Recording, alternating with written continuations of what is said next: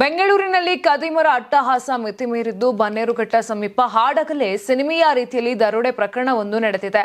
ಬೈಕ್ನಲ್ಲಿ ತೆರಳುತ್ತಿದ್ದ ವ್ಯಕ್ತಿಯನ್ನ ಅಡ್ಡಗಟ್ಟಿದ ದುಷ್ಕರ್ಮಿಗಳ ಗ್ಯಾಂಗ್ ಬರೋಬ್ಬರಿ 31,38,000 ರೂಪಾಯಿ ನಗದನ್ನ ದೋಚಿ ಪರಾರಿಯಾಗಿರುವ ಘಟನೆ ಬನ್ನೇರುಘಟ್ಟ ಪೊಲೀಸ್ ಠಾಣಾ ವ್ಯಾಪ್ತಿಯಲ್ಲಿ ನಡೆದಿದೆ. ಕೈಲಾಸ್ ಎಂಬ ಯುವಕ ರಾಕೇಶ್ ಎಂಬುವರ ಬಳಿ ಕ್ಯಾಶ್ ಕಲೆಕ್ಟಿಂಗ್ ಏಜೆಂಟ್ ಆಗಿ ಕೆಲಸ ಮಾಡುತ್ತಿದ್ದ. ಈತನ ಕೆಲಸ ಉಡಾನ್ ಕಂಪನಿಯ ವಿವಿಧ ಬ್ರಾಂಚ್ಗಳಿಗೆ ಭೇಟಿ ನೀಡಿ ಹಣವನ್ನ ಸಂಗ್ರಹಿಸುವುದಾಗಿತ್ತು.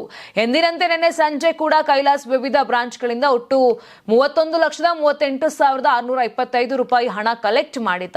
ಸಂಗ್ರಹಿಸಿದ ಬೃಹತ್ ಮೊತ್ತದ ಹಣವನ್ನ ಕೈಲಾಸ್ ತನ್ನ ಜುಪಿಟರ್ ಸ್ಕೂಟರ್ನ ಡಿಕ್ಕಿಯಲ್ಲಿಟ್ಟುಕೊಂಡು ಬನ್ನೇರುಘಟ್ಟ ಸಮೀಪದ ಸಕಲವಾರ ರಸ್ತೆಯಲ್ಲಿ ಸಂಚರಿಸುತ್ತಿದ್ದ. ನಿನ್ನೆ ಸಂಜೆ ಸುಮಾರು 4:20 ಸುಮಾರಿಗೆ ಈತ ಸಕಲವಾರ ರಸ್ತೆಯಿಂದ ಬನ್ನೇರುಘಟ್ಟದ ಕಡೆಗೆ ಬರುತ್ತಿದ್ದಾಗ ದರೋಡೆ ನಡೆದಿದೆ.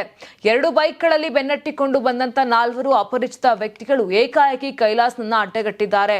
ಲಾಂಗ್ ತೋರಿಸಿ ಯುವಕನ ಮೇಲೆ ಹಲ್ಲೆಗೆ ಮುಂದಾದ ದರೋಡೆಕೋರರು ಆತನನ್ನ ಬೆದರಿಸಿ ಬೈಕ್ ಸಮೇತ ಅಲ್ಲಿಂದ ಪರಾರಿಯಾಗಿದ್ದಾರೆ.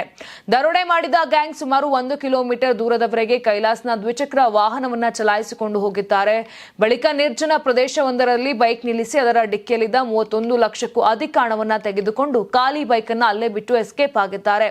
ಸುದ್ದಿ ತಿಳಿಯುತ್ತಿದ್ದಂತೆ ಸ್ಥಳಕ್ಕಾಗಮಿಸಿದ ಬನ್ನೇರುಘಟ್ಟ ಪೊಲೀಸರು ಪರಿಶೀಲನೆ ನಡೆಸಿದ್ದಾರೆ. ಈ ಸಂಬಂಧ ಬನ್ನೇರುಘಟ್ಟ ಪೊಲೀಸ್ ಠಾಣೆಯಲ್ಲಿ ದರೋಡೆ ಪ್ರಕರಣ ದಾಖಲಾಗಿದೆ. ಸುತ್ತಮುತ್ತಲಿನ ಸಿಸಿಟಿವಿ ದೃಶ್ಯಾವಳಿಗಳನ್ನು ಆಧರಿಸಿ ಆರೋಪಿಗಳ ಪತ್ತೆಗೆ ಪೊಲೀಸರು ಬಲೆ ಬೀಸಿದ್ದಾರೆ.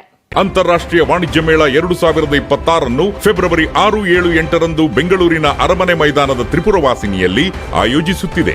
ಇದು ಕರ್ನಾಟಕ ಕೃಷಿ ಇಲಾಖೆ ಪ್ರಕಟಣೆ. ಯಾರಾಗ್ತಾರೆ ಎಂಎಲ್ಎ ಅಭ್ಯರ್ಥಿ 2028 ಶೀಘ್ರದಲ್ಲೇ. ಪ್ರತಿದಿನ ಒಂದೊಂದು ಕ್ಷೇತ್ರದ ಟಿಕೆಟ್ ಆಕಾಂಕ್ಷಿಗಳ ಸಂಪೂರ್ಣ ಮಾಹಿತಿ ಪೊಲಿಟಿಕಲ್ ಜರ್ನಲಿಸ್ಟ್ ಕೆಎಂ ಶಿವಕುಮಾರ್ ಅವರಿಂದ. ಕರ್ನಾಟಕದ ನಂಬರ್ 1 ಡಿಜಿಟಲ್ ಮೀಡಿಯಾ ನಿಮ್ಮ ನೆಚ್ಚಿನ ಕರ್ನಾಟಕ ಟಿವಿಯಲ್ಲಿ ಮಾತ್ರ. ನೀವು ಸಣ್ಣ ಆಗ್ಬೇಕಲ್ವಾ? ಅದು ಒಂದು ಉತ್ತಮ ಆಹಾರದಿಂದ ಸಣ್ಣ ಆಗ್ಬೇಕಲ್ವಾ? ಪ್ರತಿದಿನ ನಮ್ಮ ಜೀನಿ ಸ್ಲಿಮ್ ನ ಯೂಸ್ ಮಾಡಿ ಯಾವುದೇ ಸೈಡ್ ಎಫೆಕ್ಟ್ ಇಲ್ದಂಗೆ ನೀವು ಸಣ್ಣ ಆಗ್ತೀರಾ.